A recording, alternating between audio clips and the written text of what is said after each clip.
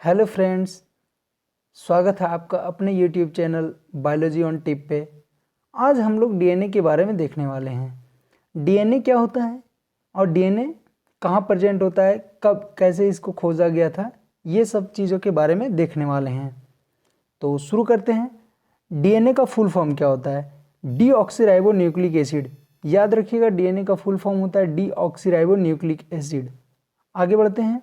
ये प्रेजेंट कहाँ होता है? तो DNA present in nucleus as an acidic substance. ठीक है, तो ये एसिड है, इस पे चार्ज कौन से होने चाहिए?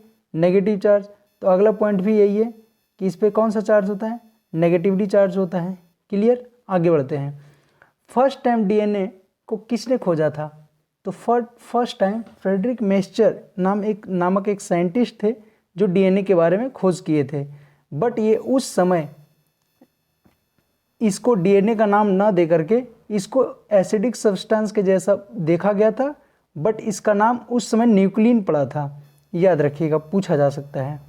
तो उस समय डीएनए का नाम न्यूक्लिन पड़ा था। तो सवाल ये उठता है कि फर्स्ट टाइम डीएनए टर्म कौन दिए थे? तो याद रखिएगा, जैकरिस दिए थे। लिखते हैं इस पॉइंट को, DNA term was given by Zacharias. Clear? आगे बढ़ते हैं। Wilkins and Franklin studied DNA molecule with the help of x-ray crystallography. Wilkins और फ्रैंकलिन वो दो साइंटिस्ट थे जो डीएनए मॉलिक्यूल को फर्स्ट टाइम स्टडी किए थे with the help of x-ray crystallography. Clear?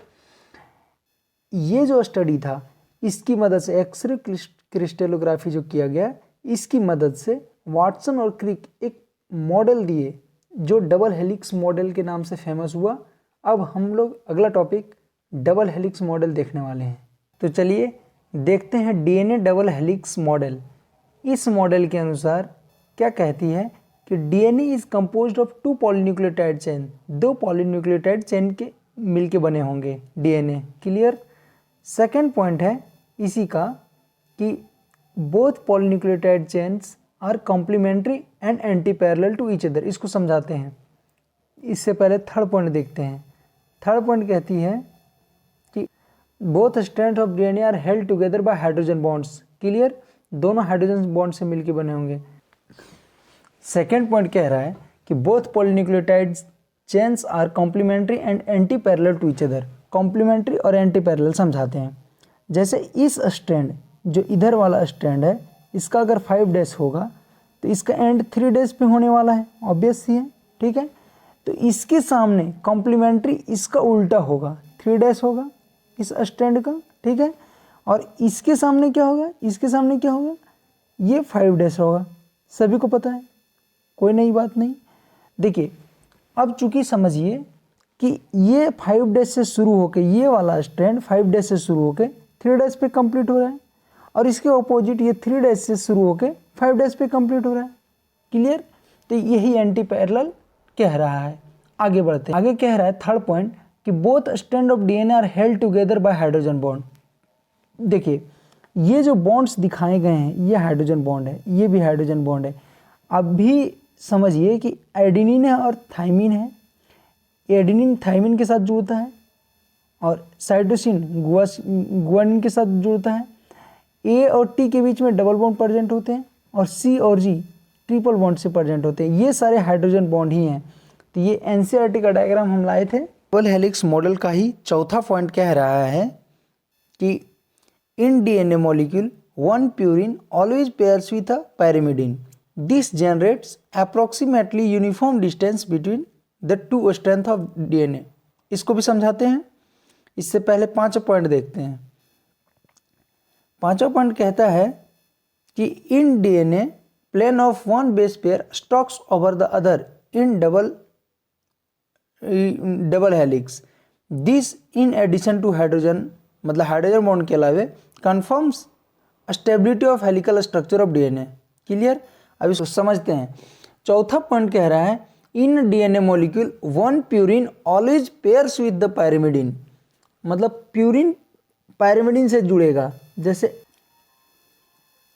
Purine कौन कौन से हैं? तो प्यूरिन आप लोगों को पता है, एडेनिन गुआनिन होते हैं प्यूरिन। पैरिमिडिन होते हैं जो साइटोसिन, थाइमिन, यूरेसिल होते हैं। क्लियर? तो ये कहना चाह रहा है कि जब भी जुड़ेगा एडेनिन थायमिन के साथ ही जुड़ेगा, जो हम बता चुके हैं, और गुआनिन साइटोसिन के साथ जुड़ेगा। क्लियर? ये डबल बॉन्ड से जुड़ेगा, ये ट्रिपल बॉन्ड से जुड़ेगा, ये जो बता चुके। क्लियर यहाँ तक? अगला पॉइंट कह रहा है, last point, in DNA plane of one base pair stacks over the other in double helix.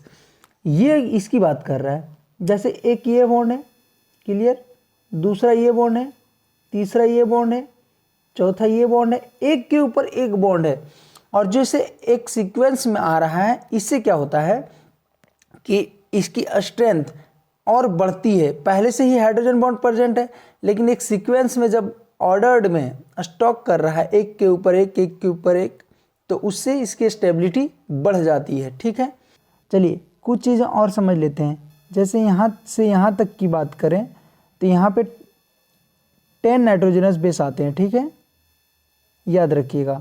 और इसकी दूरी कितनी होती है? 34 एंगस्ट्रॉम, याद रखिएगा ये। क्लियर?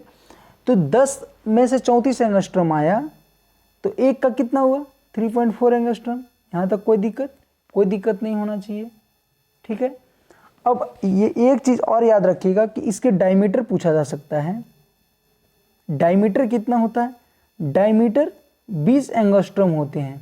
बस इस डायग्राम से एक चीज़ और देखते हैं कि जो बैकबोन बनाते हैं डीएनए में, वो शुगर और फॉस्फेट होते हैं, और जो बेस पेयर होते हैं वो नाइट्रोजनस बेस, वो आपको स्टेप्स बनाते हैं। क्लियर? ये टॉपिक यहाँ कंप्लीट हुआ। उम्मीद करते हैं इस वीडियो से आपको कुछ फ़ायदा हुआ होगा।